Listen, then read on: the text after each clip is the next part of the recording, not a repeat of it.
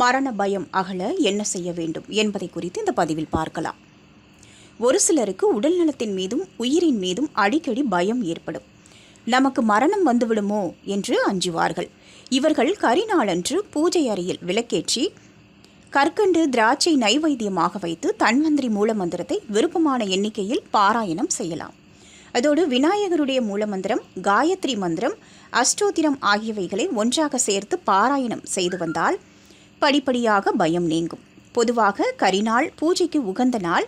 சித்தர்கள் இந்த நாளை பயன்படுத்தி பல வெற்றிகள் பெற்றதாக நூல்கள் கூறுகின்றன. குறிப்பாக திரியம்பக மந்திரத்தையும் ஜெபம் செய்யலாம்.